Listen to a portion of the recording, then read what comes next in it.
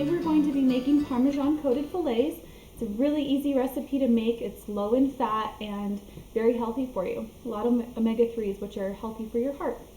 So let's start by gathering our ingredients and our supplies. So the first ingredient we're going to need is a ½ pound of flounder or other white mild fish.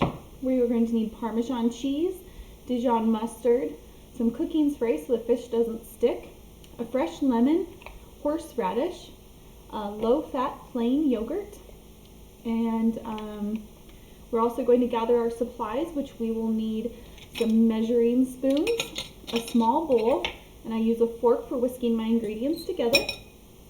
Then we'll want to find a broiler pan. Remember, your broiler pan is the one that has the top section with the slotted areas and then the bottom regular pan type of area. This is really nice for cooking fish. We're also going to need some tin foil. We will be wrapping that top broiler pan with the tin foil before we put the fish on it. Alright, so let's go ahead and get started making this dish. The first thing we're always going to do when we come into the kitchen is wash our hands and clean all of the surfaces that we're preparing food on. The next thing we're going to do is prepare our fish. If you happen to have a place where you can buy fresh fish, that is wonderful. Look for fish that has a slight seaweed smell to it, but not a pungent fish odor. Many people have said that they have tried fish and they don't care for it, but it's typically because they've had bad fish or fish that was no longer good. So today I'm going to be using cod because that's what I could find at my local grocery store, and I used a frozen cod. So since I'm using a frozen cod, I had to thaw it either in the refrigerator or under cold running water. It just has to be a little stream. You don't want to set it in a bowl of water. Just let it sit there. That water needs to be running to make sure that the fish doesn't sit at a temperature where it may be unsafe. So I went ahead and I thawed my fish, and so we are ready to go here. I have a ½ pound of cod, or 2 slices because this recipe makes 2 servings. So I have 2 fillets here. So what we're going to do is we are going to wrap our broiler pan with this tin foil that I've taken out.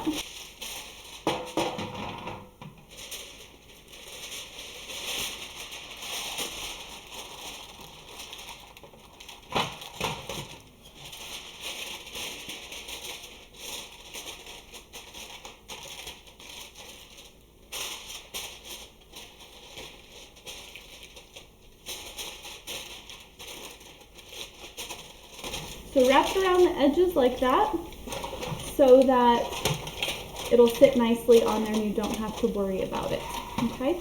Next thing we are going to do is we are going to take our cooking spray and we are just going to lightly dust the top of this so that the fish does not stick to our tin foil.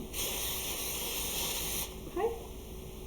Just like that, a nice misting. Alright, then we are going to take our fish and lay it on top here. Once you lay your fish on top, make sure and take anything that is touched fish, including your hands, and take it to the sink and make sure and wash your hands, and we'll begin the rest of our recipe. Alright, as we begin the next stage of our recipe, we are going to start preheating our broiler in our oven. So we will turn it on to the broil setting, and I'm going to do low because I always tend to burn things on the broil setting. I always like to leave the door open as well on broil because it cooks quite a bit faster than you think. So that's preheating right now, and I also lowered the rack in the oven so it's about 8 inches below the heating unit so that it doesn't cook the fish too quickly, burning the outside and not cooking the inside. So I have it about 8 inches below the heating source right now. To make our topping for our fish, we are going to take our plain non-fat yogurt and add 1/4 cup to our bowl here. Now this yogurt is great because it's going to keep that fish nice and moist through the cooking process, and it also gives our spices and other flavorings a way to hold on to the fish. So this is a really nice thing to use. We also are using a non-fat yogurt to cut down on our saturated fat in our diet. The next thing we're going to add is your Parmesan cheese. Now Parmesan cheese is high in fat, however we are only adding 1 tablespoon of Parmesan cheese. So it's really just there for the flavor. It's not going to be an overwhelming melty cheese on the top, but it does give it a nice flavor because it's very strong. Has a very strong flavor profile to it. All right, we added our 1 tablespoon of Parmesan cheese. Next, we are going to take our Dijon mustard. You can find this next to any of the sandwich stuff at your local grocery store. We are going to be adding a 1/2 tablespoon of Dijon mustard here. All right, we're going to add that to the bowl. And since this is dirty, I'm going to use a different set of measuring spoons, which is why I suggested having more than one. Next, we are going to add the horseradish, okay? I just bought a simple thick and creamy horseradish. You can find a lot of different varieties. The biggest thing in this recipe is to not use the liquid. Make sure that your horseradish is nice and drained so that you're not adding that extra liquid to your recipe. And we are going to want a 1/2 teaspoon of horseradish. If you've ever had horseradish, a little bit goes a long ways. So we are going to be adding that. All right, set that to the side. Now the last ingredient that we're going to be adding is fresh lemon juice. So we are going to cut open this lemon. I've already washed it, just so you all know. And we're going to cut it open, and then we are going to want a 1/2 tablespoon of fresh lemon juice. So I'm merely going to squeeze it. Just be careful to not squeeze too fast or it'll spray all over you like it just did to me. Squeeze it till you get a 1/2 tablespoon, and then we're going to add that in.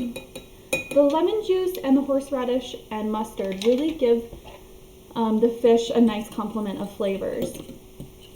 You can try other flavorings if you would like. You can try black pepper.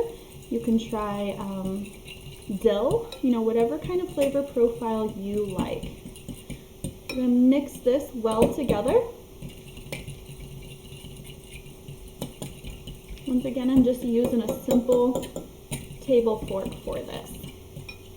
Mix it up. All right. Next, what we are going to do is we are going to coat both sides of our fish with this. All right, so I'm just going to take a little dollop here, add it to the top side of my fish, and make sure and just smooth it all around here. All right, I'm gonna flip my fish over.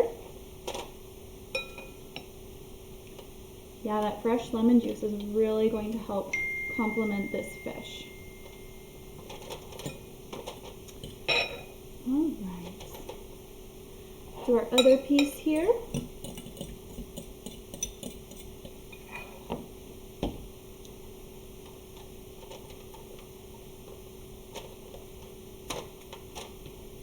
All right, I want to use the rest of this topping up. You will notice if you've seen recipes like this before, they traditionally use mayonnaise. So this light, non-fat plain yogurt is a really nice way to go. Perfect. So now we have our oven preheating. Our fish is all coated on both sides. We're going to place it under the broil and let it broil until it reaches 145 degrees, which for food safety, that's the proper internal temperature that fish should reach before eating it. Additionally, the fish should be nice and flaky. The use of a thermometer is very helpful because it not only allows us to make sure that the fish is cooked to the proper temperature, but it also allows us to not overcook fish, which is very, very easy to do. So I highly suggest using a thermometer when you're making this recipe. I pulled the fish out of the oven once it read 145 degrees, and I actually flipped it over one time during the cooking process. It smells wonderful, and I can't wait to try it. When I plate up this fish, I always like to plate it up on top of a bed of whole grain rice or another whole grain product, and then I like to cut a slice of my lemon as well. So that's what we're going to do, and I'll show you the final product.